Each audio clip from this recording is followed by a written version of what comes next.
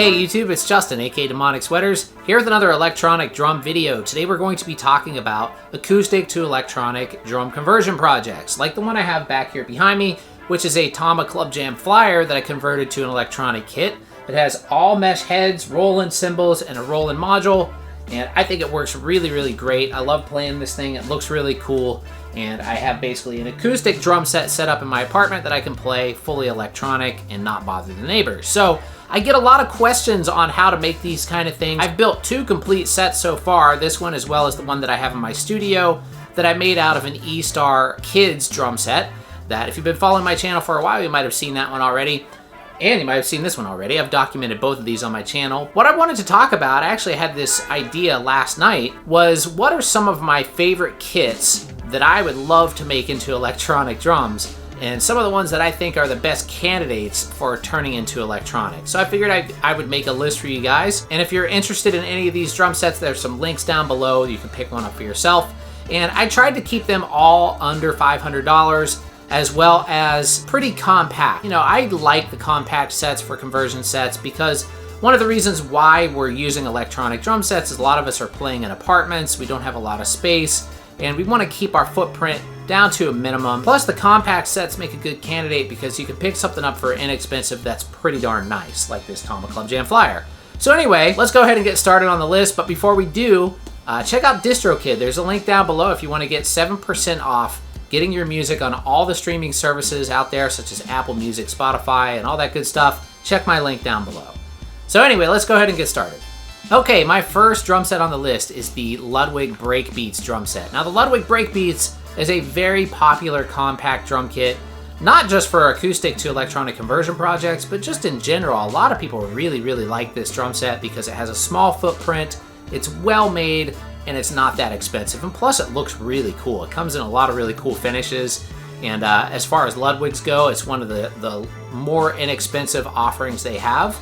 And one of the things I really like about this set to use as one of these projects is it's already high enough for a full-size adult like me to play the drum set because it has a bass drum riser already built in, as well as long enough floor tom legs where everything's going to be up pretty much high enough for, you know, anybody 5 feet to 6 something, you know, could play this drum set with no problem. Just having that feature alone makes it pretty nice. Now it is last on my list because it is kind of pricey compared to the other drum sets on this list, as well as it doesn't come with any hardware at all. It basically is just the drums. The Ludwig Breakbeats is a really good choice, but I'm gonna go ahead and move on to some other ones I have. The next one being the Pearl Rhythm Traveler. Now the Pearl Rhythm Traveler, unfortunately, is no longer being made, at least the version that I'm talking about. The version that I'm talking about came out in, I think, the early 2000s and went through maybe the mid 2000s. And really, this is probably the most perfect drum set you could get for an electronic conversion that really has ever been made. Because it's a 5-piece drum set, it came with all the hardware, and it even came with mesh heads on it out of the box. Because Pearl's original concept for this kit is it was going to be a practice at home kit, not an electronic kit, but basically they had all silent heads on it. It even came with some rubber cymbals that you could get, and it's very compact. It has a really cool thin bass drum that's still pretty tall. I think it was an 18-inch, maybe a 20-inch. It had pretty standard size and diameter toms, but they were all very short, single-headed toms. And again, this is actually quite perfect for doing a conversion kit because a lot of times if you have a bottom head on a drum set that you're converting to electronic, if you don't put a mesh head on there, you're going to get some re-triggering problems and some air trapped on the inside that can make things a little bit more difficult to tune your drums to get the best trigger response. So the fact that they're single-headed toms, they're all great sizes, they came with mesh heads out of the box, it was a 5-piece kit, and it came with hardware, really made this kit the ideal candidate to transform into an electronic kit. The only problem is Pearl stopped making them.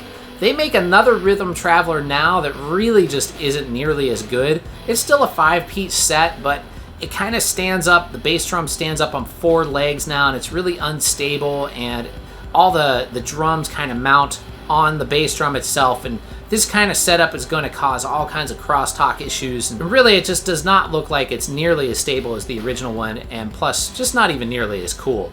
But you still can find the original Rhythm Traveler on sites like eBay and Reverb.com. You can check out my Reverb link down below, and maybe you'll find one on there. There isn't any at this time of making this video, but I have seen them pop up there from time to time, and they're usually not terribly expensive. They're a really cool drum set.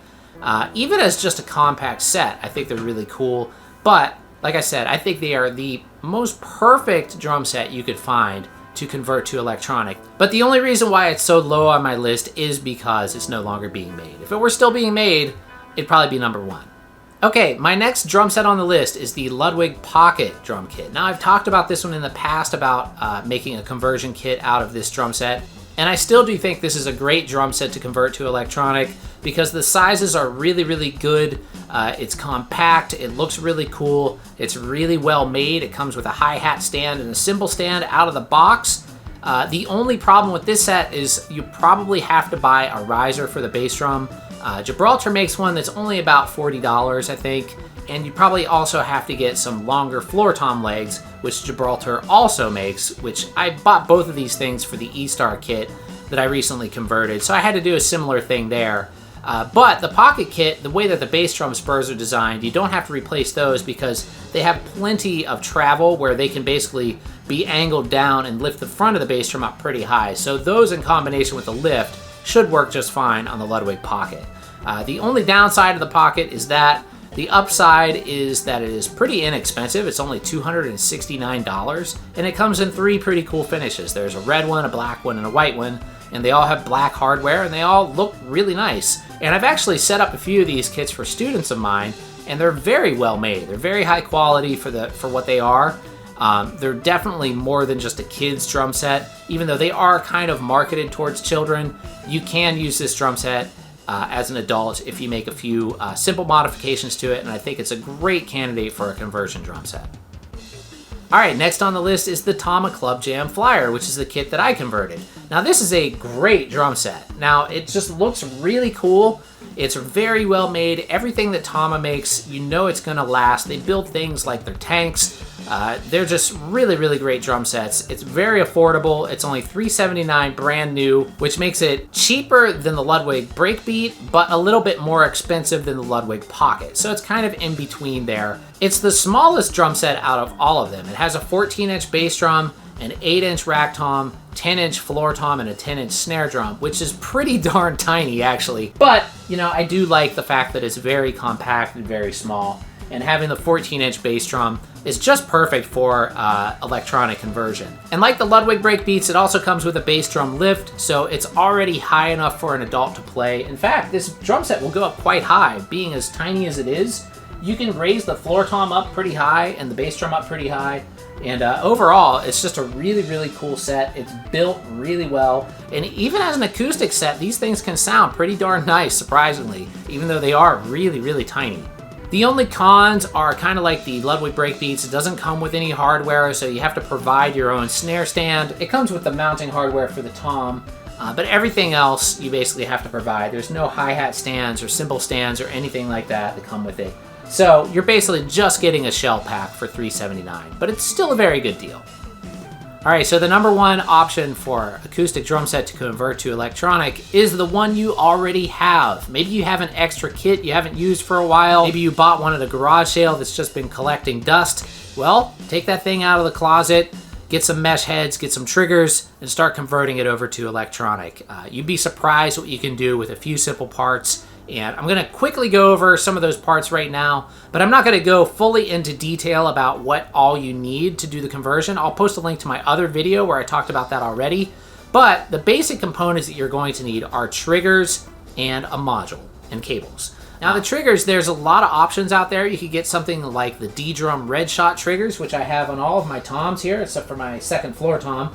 And the second floor tom is actually off of my E-Star drum set. So I had a little addition here to the 4-piece that I had. But anyway, the tom triggers are D-Drum Red Shots on my kit, and they are very affordable. You can buy a pack of 5 Red Shots for $100, which is a really, really good deal. and they work really well. They're just single zone triggers, but quite honestly, you don't really need dual zone toms. I mean, I know a lot of people like them, and it is nice to have that rim to be able to trigger some other sound, but you know, you can have single zone toms, and it's really not the worst thing in the world.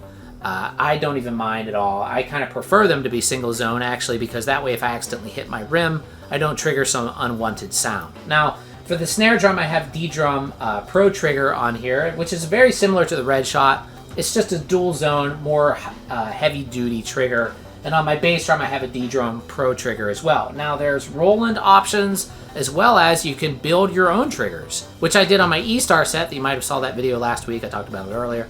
But that has all internal triggers that I built myself. And building your own triggers really isn't that difficult. There's a lot of videos online about how to do it. I'm working on making another video for you guys about my new triggers and how I made them. But I'm just as happy with those triggers that I made myself than I am to the ones that I purchased. The good thing about making them yourself is you can put them inside. It's a lot cheaper. I think like each trigger cost me about $5 or $6 that I built myself, whereas you know, you can buy the 5-pack for $100 of the Red Shots, but that's pretty much the cheapest commercial trigger you can buy. But if you make them yourself, it is way more affordable, and plus you could do it exactly how you want. I will say that the only problem with the Red Shots though is the kick drum trigger doesn't work on every single bass drum. The way that it attaches to the drum is actually through the lug of the bass drum itself, and depending on the type of bass drum you have and the type of rim that is on there, it may or may not fit. It fit okay with a different lug. I had to find a longer lug to use it on my Club Jam, but when I got the Pro Trigger, I took the Red Shot over to the studio and tried to use it on my drum set there, but it did not fit. The reason being is that E-Star set has these really long lugs with a single screw in the middle that holds both sides, and I really couldn't find a lug long enough to adapt to use that Red Shot trigger. So you may run into some kind of problem trying to get the Red Shot trigger to work on the kick drum.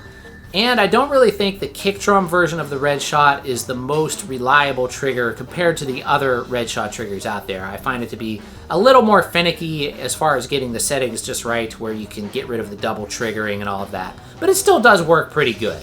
Now, as far as modules, I highly recommend looking for older Roland modules if you want to get something on the cheap, such as the TD5, the TD6. Those two especially I find to be very good options because they have a lot of advanced tweaking features inside.